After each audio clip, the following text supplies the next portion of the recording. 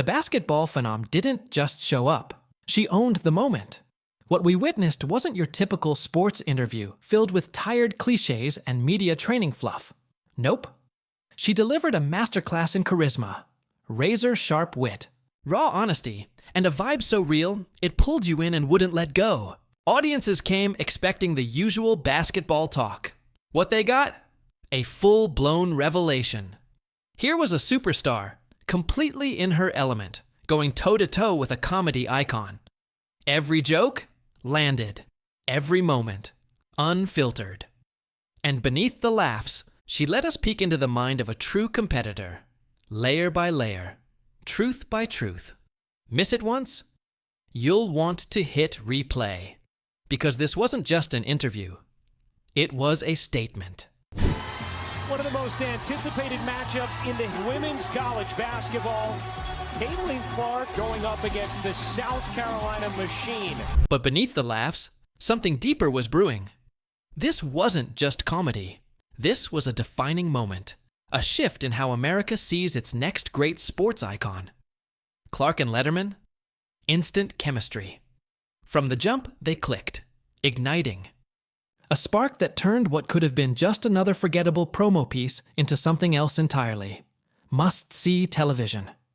It wasn't just funny. It was cultural. It was personal. It was real. And if you thought it ended there, think again. Their opening act, pure gold. At Indiana's legendary Long's Bakery, the vibe was set early. Letterman stepped in as the mischievous uncle. And Clark, she didn't just keep up. She fired back. When Letterman deadpanned about ordering a Bloody Mary, Clark didn't miss a beat. That's a passive joke. We're just having fun, she shot back, her delivery tight, timing sharper than a stand-up vet. That's when you realized, this isn't just a basketball phenom. This is someone who gets the moment. Then came the kicker. Letterman in classic, Letterman fashion, offered to buy the entire bakery. Without blinking, Clark dropped the line. One of everything. I got TV money. It landed. It echoed. It stuck. This wasn't a press tour. This was a takeover. And what makes Clark's comedic flair so disruptive? She's shattering the tired mold that's boxed in female athletes for decades. No more inspirational martyr or serious competitor stereotypes. She's writing her own playbook, one where you can drain logo threes and deliver punchlines with equal fire. Here is Clark. She will launch and bury a three. When she comes off that pin down action, gets her feet under her... At this point, the question isn't if Caitlin Clark is funny. It's, why did it take the sports world this long to notice? Because this interview? It's not just a showcase of Clark's magnetic personality, it's a mirror reflecting just how far sports media still has to go when it comes to covering women's athletics with the depth, nuance, and respect it deserves. Clark didn't just entertain, she exposed a gap. And now that it's wide open, there's no looking away.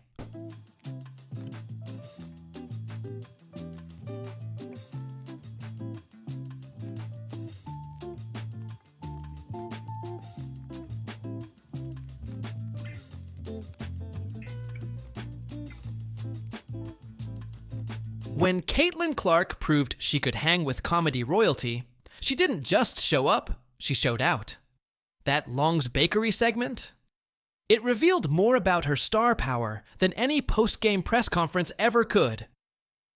Letterman, known for his legendary awkward silences and ice-cold deadpan, met his match in the pride of Iowa. Their exchange about buying one of everything worked because Clark didn't just play along. She understood the assignment. She wasn't there to be a polite guest. She was there to be a scene partner. And not just any partner. A compelling, quick-witted, spotlight-stealing one. Ladies and gentlemen, here we go. My biggest fear used to be like getting fired. And now how good does that sound? Like every time someone's like, oh, they might kick you. Maybe they don't want you to do this anymore. I'm like, thank God. That's still not good. Here comes another one. Open the face up. Oh, you open your face up. When Letterman flexed about his TV money, Clark volleyed right back. No hesitation, no stumble. In a moment that could have easily slipped into awkward product placement, she flipped the script and turned it into authentic comedy gold. By Caitlin Clark in the Indiana James has really taken a more aggressive offensively to trade, and she has stepped in. Caitlin Clark for three, rattled. Recently being the first W that has recorded consecutive 20+. What set this apart from your typical athlete interview? Simple.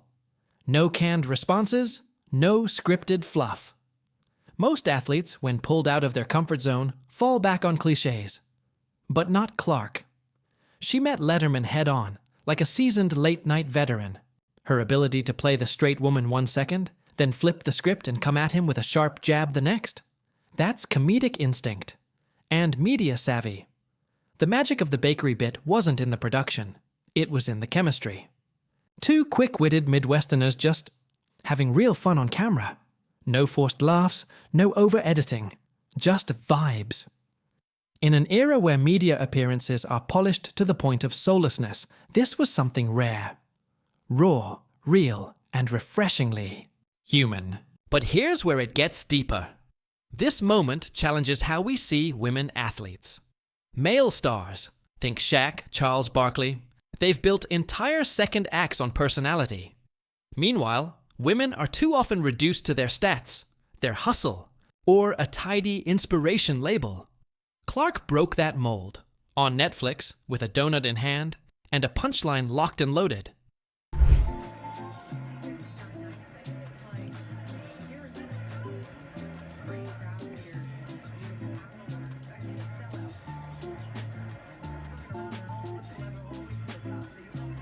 Clark's Netflix appearance wasn't just a moment, it was a statement.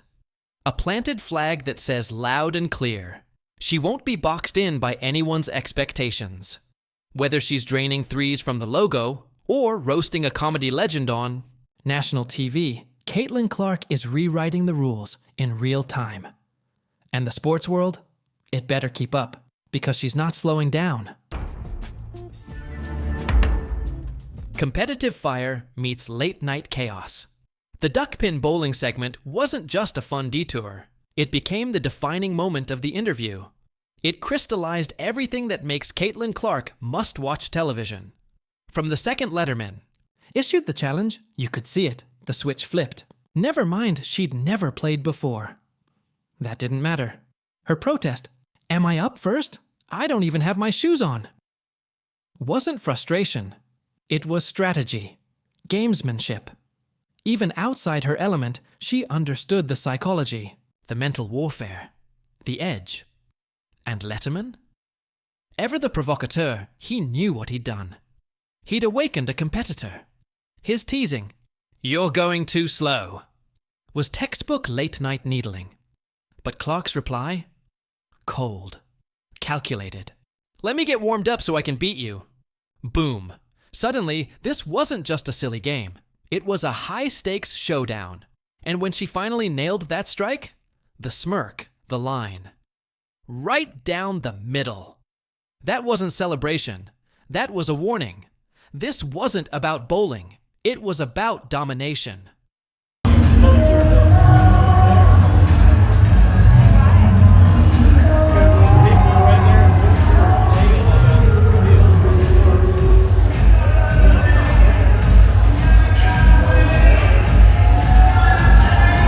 The most telling exchange came when Letterman called out her reluctant high five. "I sense you were reluctant to do that," he prodded. Clark's response? "You're my opponent." 3 words, that's it. In those 3 words, she distilled her entire competitive philosophy. No fake camaraderie, no performative sportsmanship. Just raw, unfiltered competition. And that, right there, is what separates her from the rest.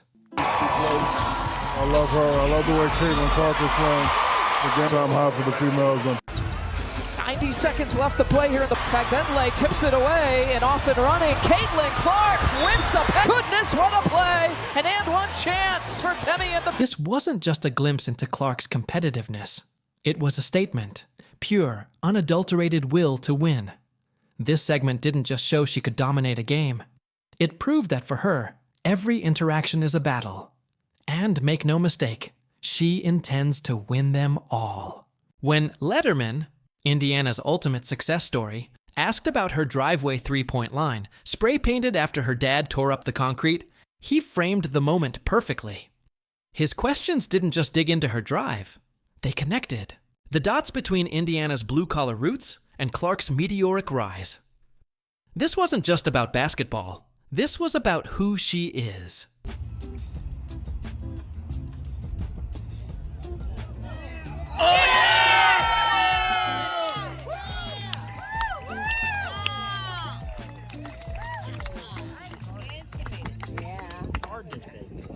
When Clark joked about her backyard dreams getting vetoed by her parents, it grounded her stardom and humanized it. Suddenly, the prodigy wasn't just a highlight reel. She was someone you could relate to. The genius of this segment? It didn't. Just lean into awe. It made room for authenticity. Clark's disbelief didn't feel forced. It felt earned. Like the moment had been years in the making, not something orchestrated for the cameras. Party, and Mr. MacArthur, his name was, he said, "That's a sharp shirt you have on." And I said, "Yeah, sometimes I use it instead of scissors." Pretty good. And Mr. McCarthy laughed? Everyone laughed. And everyone. And so that... And then my dad would have these, in the summer, his law firm would have these, like, summer parties at our house. I'd watch Dr. Ruth on TV, I was like 5. And then What made this moment truly resonate? It's timing. Coming right after the bakery and bowling hijinks, this emotional gut punch landed even harder. We'd already seen Clark the trash-talking competitor, the quick-witted guest. But now, we saw the kid who once stayed up late watching SportsCenter, stunned to find herself featured on it. This tonal shift, it showcased Clark's range, not just as an interviewee, but as a storyteller who understands the power of vulnerability. She led us into the real game, the one that changed everything. Letterman's deep dive into Clark's breakout performance against Michigan was storytelling at its finest. Instead of focusing on a win, they honed in on a loss, the game where she scored 30 points, but Iowa came up short. In that moment, the interview revealed a paradox. Hey guys. Hey guys, should I be in it or not? You can. Okay. We've been doing this show, and each time I'm gratified because the person in that chair is so much smarter than I am. That's great. Okay, and then I'll airdrop it to you. Do you know what airdrop is? Sure. Okay. You're about to be Jay-Z. You're Dave Z. Listen, I've never done this. Michigan may have won, but Iowa, they were euphoric. Clark recalled the exact moment she knew her legend had begun. Her teammates, wide-eyed, watching SportsCenter in awe, captivated by the sight of their own. It's like seeing Santa on your roof. That line perfectly captured the surreal feeling of suddenly becoming must-see TV. The brilliance of this segment wasn't just in the retelling of that game. It reframed failure as the genesis of something bigger. Letterman's play-by-play of her 4 threes in 6 minutes wasn't a mere recap. It was archaeology, unearthing the exact moment Clark transcended basketball and became more than just an athlete. It was the instant she became iconic. Easy Fudge, TikTok queen. I really enjoy watching her. Not checked them out, everyone. Go check it out. Nice strong move from Boulaise. She's stuck, but a great cut. Clark swats it out of the air. When she admitted not realizing the moment's significance at the time, I didn't realize it at the time. Probably it revealed how greatness. Transferred earlier in my career, I wouldn't be having the towel. Holy smokes. This wasn't just basketball analysis, it was cultural commentary. By revisiting that game, the interview illuminated something deeper. Clark's appeal extends far beyond the numbers. People don't just watch her to see who wins. They watch to witness the impossible become routine. That Michigan loss? It wasn't an ending. It was the first chapter of a story still being written. And then the scrimmage story, where Clark torched male practice players for 22 points in 2 minutes. That moment was the interview's most revealing competitive insight. Letterman knew exactly what he was unearthing. Proof that Clark's dominance isn't confined by gender or expectation. Her matter-of-fact delivery. We play our scrimmages against men. Wasn't bragging. It wasn't showing off. It was simply stating facts, and that's what made it so powerful. By a rookie. They average 11 offensive rebounds in the league. Clark frees up Boston. Only shooting 67% from three. On a step back. Taming the racehorse. Lisa Bluder's interview provided the episode's most profound insight into Clark's evolution. The revelation that Iowa staff showed Clark tapes of her negative reactions and how they impacted her teammates. That was coaching genius. Bluder's quote, "We can't put a bushel barrel over this flame," perfectly captured the delicate balance of nurturing greatness while refusing to stifle the raw passion that drives it. It wasn't about dimming Clark's fire. It was about teaching her to channel it more constructively. Calls on Clark in last game. She has more size and length. Clark! You bet. 3:30 to go in the first quarter. Clark looking at lays it in. This segment worked because it exposed Clark's growth arc in the most powerful way. The player who once walked off the court in frustration has transformed into a leader who channels that fire productively. When Bluder compared Clark to a racehorse, it wasn't just a metaphor. It was a recognition that true greatness can't be contained. It can only be guided. And the most telling detail? Clark's willingness to be coached on her demeanor. That speaks volumes. It proves her ultimate. Priority isn't just winning. It's becoming the best version of herself, for both her team and her legacy.